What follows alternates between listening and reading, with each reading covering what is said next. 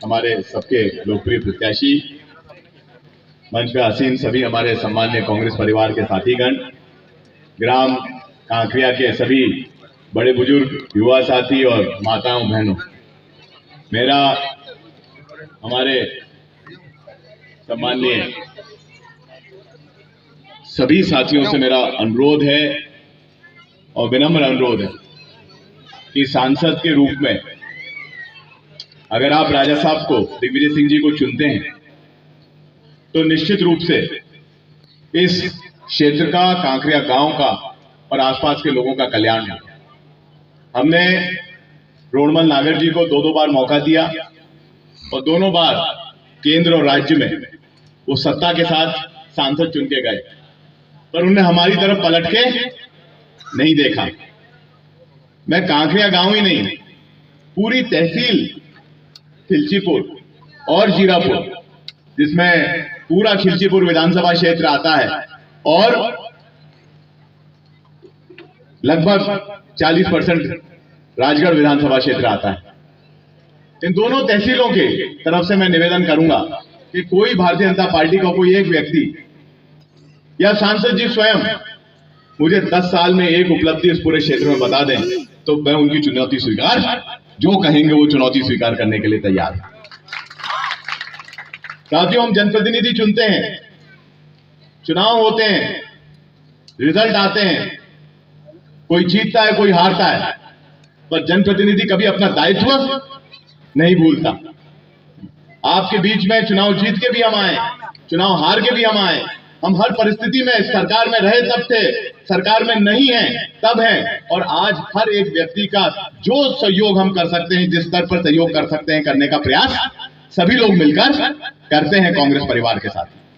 परंतु जो सत्ता में है, ताकत में है, जिनकी फोन कर सकते हैं, अपनी ताकत का इस्तेमाल करके क्षेत्र का कल्याण कर सकते हैं, वो क्षेत्र के कल्याण के लिए अपनी ताकत का इस्तेमाल नहीं कर रहे हैं। वो क्षेत्र के कल्याण की जगह अपनी संपत्ति बनाने में, अपने आप को आगे बढ़ाने में, अपने बेटे को आगे बढ़ाने में, अपने परिवार को आगे बढ़ाने में लगे हुए हैं। ये विचार आपको करना चाहिए और इसी विचार के साथ मैं ज्यादा लंबा भाषण नहीं दूंगा, मैं और भी आगे जाना है।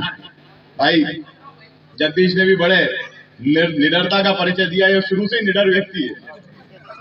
मैं इसको हाथ से नहीं, मैं पहला चुनाव लड़ा था तब भी तेरे से मिला था 20 साल पहले की बात है, और 20 से भी ज्यादा हो गए भाई। बहुत सारे लोगों ने मुझे इस चुनाव में भी, आपके चुनाव में भी ऑब्जेक्शन दिया है कि तू ऐसा क्यों कर रहा है, तो मुझे शौक है। चल कोई बात, तो 21 साल पहले तो तुम लगे हो, पर ये एक बड़ी एक मुद्दे की बात कही, उस बात को भी आप लोग भी सोचें, आसपास निगाह घुमाएं, सामाजिक क्षेत्र में घुमाएं। सिर्फ मैं दांगी समाज से ही अनुरोध नहीं कर रहा, मैं सर्व समाज से अनुरोध कर रहा हूं। यहाँ पे इस गांव में सभी समाज के लोग रहते हैं, सभी लोग विचार करें कि आपका भाई, बंधु, रिश्तेदार जो नौकरी में है,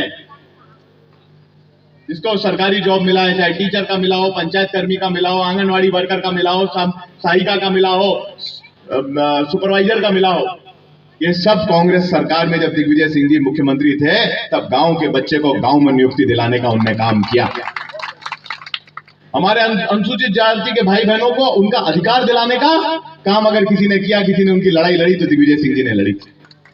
ये सांप्रदायिक लोग ये बोलते हैं, आरोप लगाते हैं, मिथ्या प्रचार करते हैं, वीडियो काट पीट के जारी करते हैं।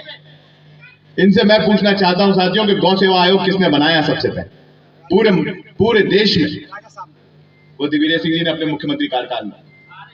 किसी भी उग्रवादी संगठन के खिलाफ कार्रवाई हो तो सबसे अग्रणी दिग्विजय सिंह जी रहे उसका। मेरा आपसे यही अनुरोध है साथियों, कभी जब तक मुख्यमंत्री राय साहब रहे कहीं पे दंगे नहीं पड़े, कहीं सांप्रदायिकता नहीं फैली, कहीं लड़ाई झगड़े नहीं हुए, एक सद्भाव का वातावरण पूरे प्रदेश में उन्होंने बना के रखा और सबको साथ लेके चले। जितने मंदिरों में, जितने धार्मिक स्थानों पर, चाहे हिंदू धर्म के हो, सिख धर्म के हो, ईसाई धर्म के हो, मुसलमान धर्म के हो, कितने भी जितनी सभी जातियों के धार्मिक स्थानों पर उन्होंने पैसा दिया। और हमारे यहाँ का तो कोई भी मंदिर छूटा नहीं है। मुख्यमंत्री काल में 5,000, 10,000, 25,000 चाहे भजन मंडली का पैसा आया होगा, पर प्रत्येक गांव में खिलचीपुर तहसील के उनने राशि अपने मुख्यमंत्री काल में दी। ऐसा कोई जगह नहीं बची जहां पे नहीं दी। मुख्यमंत्री निवास के दरवाजे खोल के रखे, सेवा करी, और मुख्यमंत्री पद से हट गए तो फिर क्या जरूरत थी? किसी के एडमिशन की बात हो, किसी को मेडिकल कॉलेज में एडमिशन दिलाना हो, मैं नाम भी ले सकता हूं बहुत सारे, पर उदाहरण आपके बीच में है। किसी को नर्सिंग कॉलेज में एडमिशन दिलाना, किसी को कभी भोपाल में आवश्यकता पड़ गई, किसी को इंदौर में आवश्यकता पड़ गई, तो उनने टेलीफोन लगाया, जो उनकी ताकत थी वो उससे इस्तेमाल करके काम करने का प्रयास किया। आज ठीक उनके विपरीत दूसरे पक्ष को देखिए, रोडमल नागर जी ने कभी किसी का एडमिशन कराया, कभी किसी को कहीं नियुक्ति दिलवाई, कभी किसी को अपने अलावा, अपने परिवार के अलावा किसी को व्यवसाय में मदद करी। राजा साहब ने तो व्यवसाय में भी मदद करी। लोगों ने फोन लगाए हमें एजेंसी दिला दो, तो एजेंसी के लिए भी फोन लगाए। तो ये एक हटके, एक अपनी पहचान बनाने के लिए, अपना मुकाम बनाने के लिए और जन सेवा करने के लिए जो उन्होंने प्रयास किया है वो अद्वितीय है और हमें इसकी सराहना करनी चाहिए। और सब कांकरिया वासियों से मेरा हाथ जोड़ के निवेदन है, अभी सबने सामुदायिक भवन की मांग की थी, तो हमने हनुमान मंदिर के यहाँ सामुदायिक भवन, सभी लोग मिलकर, अब गांव के सभी लोग मिलकर अब वो हनुमान मंदिर का निर्माण कर रहे हैं।